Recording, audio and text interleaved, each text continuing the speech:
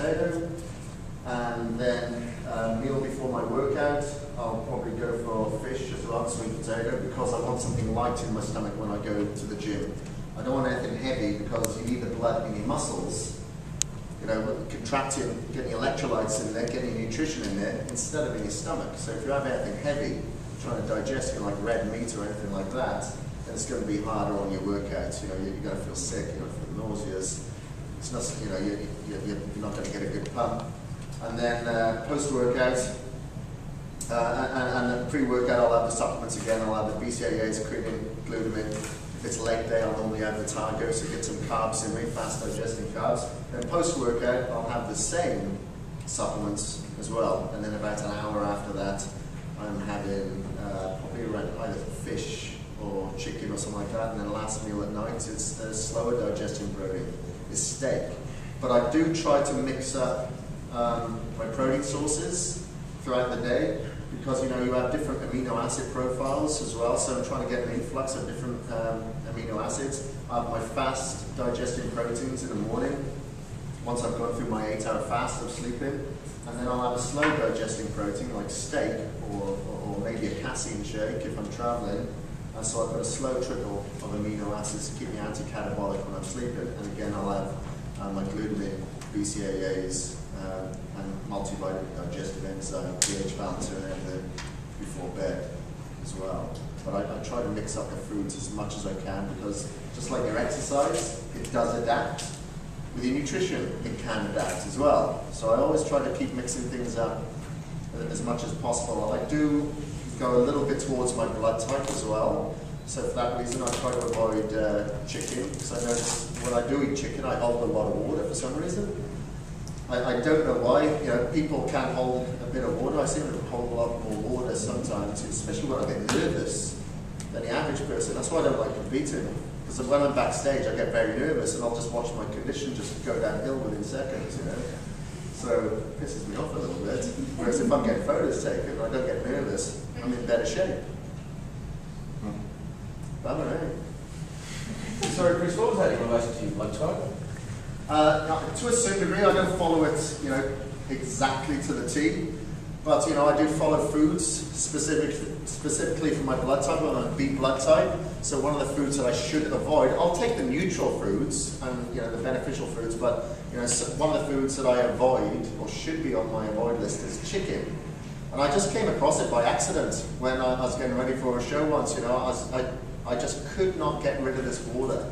I had water all over me, and I just could not get rid of it, no matter how much you know I drunk, just try to flush it out or whatever, until I kind of just started going through every single bit of food that was in my diet. I'd take that out and replace it with this, take that out and replace it with that. Once I took the chicken out and replaced it with turkey, I seemed to get rid of my water. So then I started Googling and searching the forums for that, and then I come across Eat Right for Your Blood Type, and I started educating myself and read that book.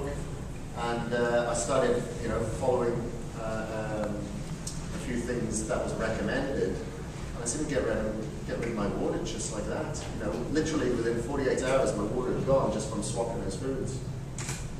So, you know, I don't say follow it exact. You know, it might not work for you, but it just worked for me. I noticed when I'm dieting for a comp, tuna especially is what tends to drive me. I notice I'm a lot dry when I have tuna, but I was unaware that I suppose different blood types could affect the way your body absorb certain nutrients, or you know, makes you retain water or what have you. Yeah, like some people can digest foods a little bit different to others. You know, for instance, like Kevin Lavroni, he would diet down on fish, and he'd look massive and full and dry. Whereas a lot of people will diet down on fish and they get flat. And you know, I thought that had probably more to do with digestive enzymes as opposed to your blood type. But I mean, I guess I might do some research on. Yeah, do a bit of research. You know, I do take digestive enzymes all the time. You know, I try to eat a lot of pineapple, and I take my enzymes on top of that. You know, just to help break everything down, because you know we do take a lot of protein. There's a lot of food to be broken down. It's not, you know, the amount of food that you take in. It's what you absorb, what counts. You know, as you know. So yeah, do a little bit of research and see what you come up with, and you know, experiment it on yourself. You know, if you know your blood type, or find out what it is. Try following, you know, maybe the neutral foods. Then swap that out for the beneficial foods and see what happens. Should you want father? Oh, I'm a father. Yeah. Yeah. It's always a like when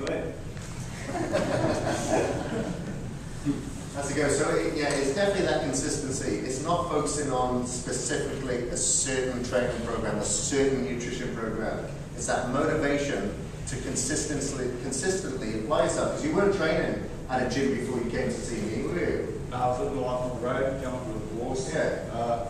You know, trying to recover from a few injuries from the truck accident. I broke my neck. That's when I came to you. Got out of that race. I was what, 100 something kilos. Yeah. And I think you got me down to about 79 kilos in 12 weeks. I couldn't walk, couldn't talk, couldn't function, but hey, it all Yeah. That's what I was hoping for. Yeah, you hated me during it. Kris, that raises a good point. Tell me, with your works with the older people, and I'll say that respectfully, the ones that have it, sort of found this later in life, is it something where they've jumped into it and they've obviously wished, or I don't know if they have or not, but they've found this earlier? Yeah, a lot of people do. And it's like lost time, and it's like, what the hell's been going on? And now I've found this. Where have I been? Yeah, a lot of people do, but on the same token, it's even a bigger sense of achievement because they're able to do it at an older age. You know, a lot of people will give up they throw their hands up at the age of 40. It's crazy, you know. I don't know why you haven't. and they'll say, God, I'm too old for this. How many times do you hear that from your uncles, from your aunties, from your I'm too old for this. I'm too old, I can't even think about doing that. So it's even a larger sense of achievement sometimes for somebody older to really get out there and do it. You know, that's what I get inspired by those people more in the book. That's definitely, you know, one of the reasons why I featured them. Because there's so many people at a younger age, you know, somebody at like the age of 20 looking up to somebody that's in their 50s or whatever to say, man, I wish I had a physique like yours. You know, what a compliment is that? And I'm thinking when you're down and you catch up with Maddie and Melita, they tell you a story about a guy, Duncan McLean from Victoria. You know, old bugger that's done it tough. Well, he's now 3-time Australian champion in the Ultra Grand Masters, and the bloke lived a difficult life, and for him in his late 50s and then 60s to find what he found, and then to go through and do what he does, is if you do get a chance to see him down there, he's got a body of a bloody 30-year-old, you know, and the zest for life, that indestructible. Yeah, that's really inspiring. Because, you know, all, like you said, they've got that zest for life as well. I always say when you've got a dog that's, you know, it's getting on a bit, it's getting old, you think that's on its last legs. Little dog? They say get a puppy. Get a puppy, gives it a lease of life. And that's what I find when older people, you know, they find, you know, the importance of looking after their bodies through training, through nutrition support, whatever it may be. It's like, you know, they've been given a new puppy, you know, it's that new lease of life. You know, running around, they've got that zest, that energy. Yeah, not little dogs. Who are some of the most inspiring athletes you've met throughout your career, and who had an influence on you? The bodybuilders, the Victorian Yates, Mark Dugdale, and Brad Warren.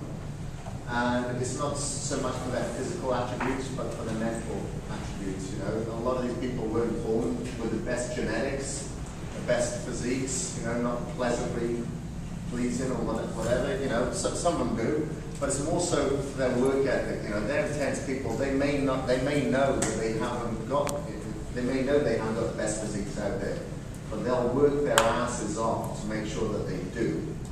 And, you know, nothing gets in their way. It's like, you know, Brad Warren, he's come close, he's got second and third at the Olympia. He has got it in his head that he is going to win that Olympia. You know, no one is telling him any different. You know, there's going to be a lot of people out here saying, Phil Heath's going to get it, or, you know, Jay Cutler will win it again, Dexter, whoever it may be. But he's not even listening to that. He doesn't even know what those words mean. He's winning that. So that's something that I can respect.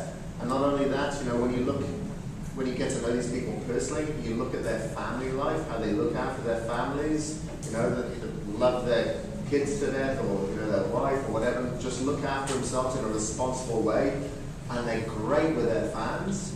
Even though someone like Branch, you know, might come across a little bit different because he's very shy, very quiet, it takes a while to get into his world, but when you get into his world, you understand, you know, he's a religious person, family man, do anything for you, you know, and that goes a long way. So, you know, it's not just what they look like on stage for me, it's, you know, the whole encompassing thing.